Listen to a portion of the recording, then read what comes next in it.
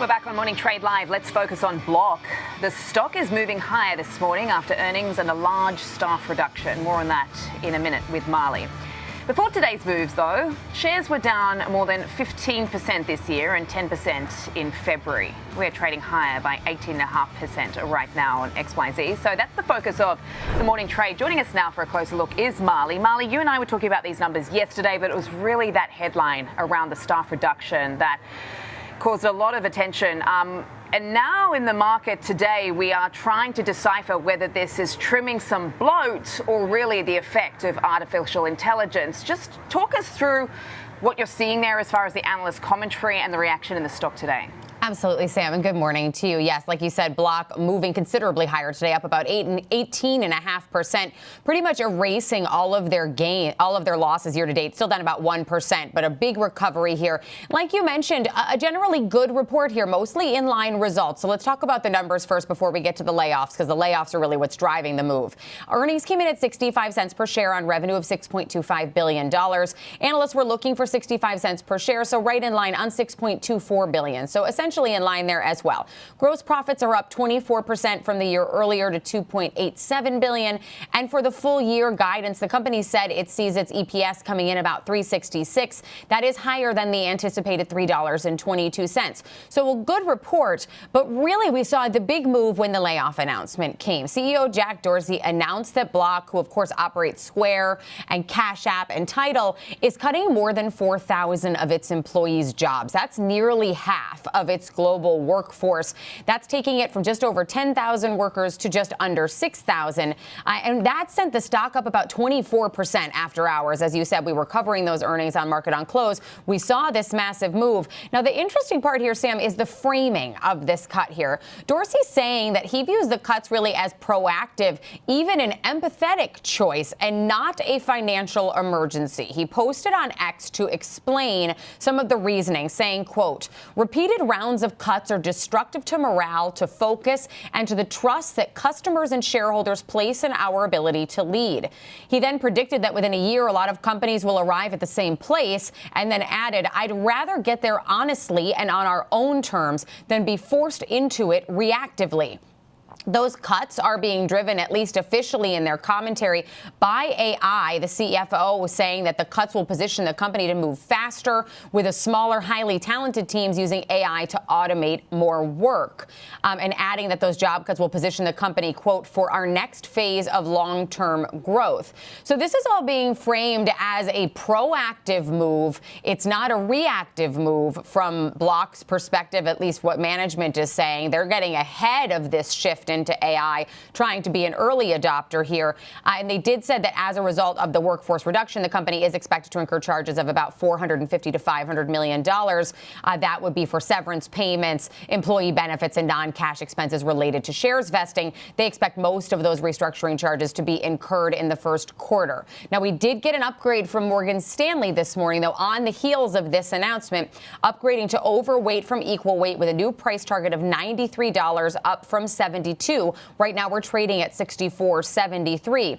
They say they see faster growth and expanded total addressable market after its recent product enhancements.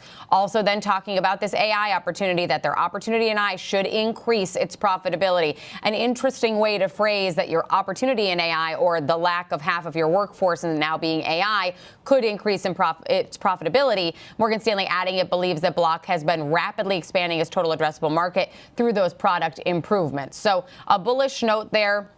Seeing some bullish calls here, but again, the street loving this news, Sam. I mean, just 24% higher in after hours trading, another 18 so far this morning.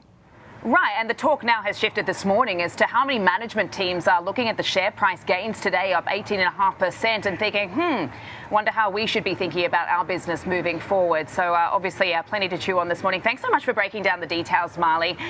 I really appreciate it. Let's trade it now with Dan Deming, managing partner at KKM Financial. Happy Friday to you, Dan. Just talk us through an example trade on Block for us this morning, XYZ. Hey, Sam. Yeah, happy Friday to you as well. This is an interesting dynamic. Again, really a company that was not heavily discussed until this news broke yesterday, and really was struggling throughout the beginning of this year. And I'm not convinced that this is going to be the turning point for this company. I mean, payment fintech in general has certainly been under some selling pressure. And yeah, I think the jury's still out. Now, certainly on the surface, it looks very cost efficient. And of course, their guidance indicating that, that they expect a positive reaction to this and a positive result moving forward. But their numbers weren't, I don't think, all that great for the fourth quarter. And I'm not convinced that this is going to carry over significantly, at least initially after the reaction. So today's trade example is a short dated trade example. If there's some possible further weakness off of this pop today, that we drift back down towards the middle of the range that it was trading in prior, that this would capture that. And that's a buying of a March put spread. The March 62.56 put spread, you can buy that for about $1.80 here versus the stock, and allows you to potentially capture a pullback if we see some weakness after this news kind of works its way through the market in the initial reaction, which has already been as well off the highs that we did see overnight. Okay, a good example trade for us there for a block.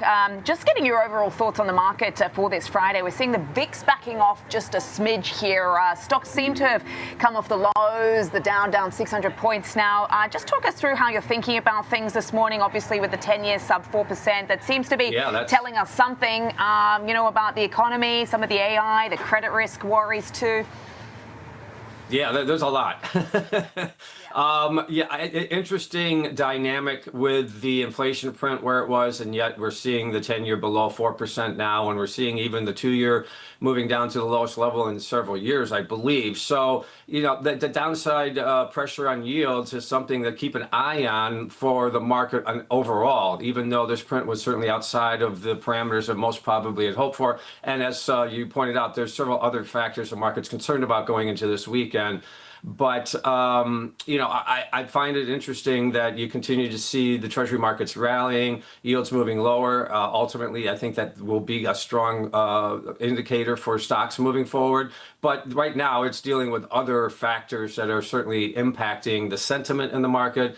And today's going to be an interesting day. Ideally, in a day like this, Sam, we want to see it close off the lows, where we are seeing it coming off those lows right now. And hopefully, if that's the case, then at least the news wasn't too damaging because we did not see follow through after the initial selling pressure today.